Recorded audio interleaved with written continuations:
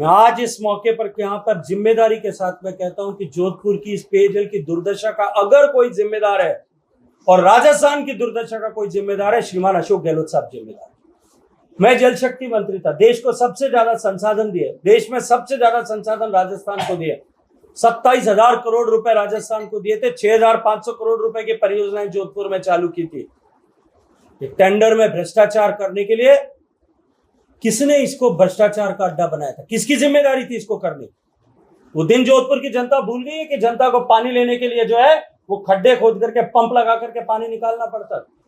Transformation का दौर था जब बदलाव हो सकता था। ये अशोक गहलोत साहब इस बात के पापी है, जोधपुर की जनता को उन्होंने सताया है कि उनके कारण से राजस्थान में उनके अपने लोगों के प्रति या तो उन्होंने आंख मीच ली थी इस भ्रष्टाचार के प्रति, क्योंकि जब सरकार उनकी जा रही थी, जब होटल में बंद होकर के उन्होंने जो है अपने एमएलए को, अपने मंत्रियों को जिस तरह से खुली छूट दे दी थी, उसके चलते हुए राजस्थान का जल जीवन मिशन भ्रष्टाचार की भेंट चढ़ गया। और दुर्भाग्य यह था कि उसके कारण से आज भी राजस्थान की जनता जो है उसको प्यास के संकट से जूझ रही। वो खड़े होकर के अलग अलग तरह की बातें कर, वो एक दिन मुझे लगता है एलिवेटेड रोड पर कुछ बात कर रहे थे, वो कह रहे थे कि मैंने एलिवेटेड रोड बनाने के लिए चिट्ठी लिखी थी। मैं आज आपके सामने खुलासा करना चाहता हूं एलिवेटेड रोड का। इस एलिवेटेड रोड को रोकने के लिए जितने तरह के षड्यंत्र हो सकते थे, ये सब अशोक गहलोत साहब ने किए थे। मैं प्रमाण सहित कह सकता हूं, प्रमाण सहित इस बात को कह सकता हूं कि इसको डिले किया जाए, इसको डिरेल किया जाए, इसको रोका जाए, उसके सब तरह के प्रयास किए।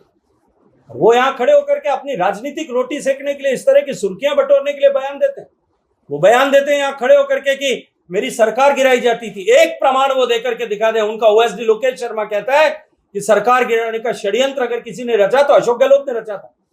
खुद षड्यंत्र रचते हैं, खुद अपने विधायकों को परेशान करते हैं, उनकी वॉइस रिकॉर्डिंग करते हैं, दूसरों पर जिम्मेदार लांछन लगाते हैं, अपने गिरेबान में झांक करके देखते हैं। और अगर सही तरह से राजस्थान का भला करते तो 15 साल का अवसर जोधपुर ने दिया था। जोधपुर को अगर पीछे रखने का पाप किसी ने किया, अशोक गहलोत साहब ने।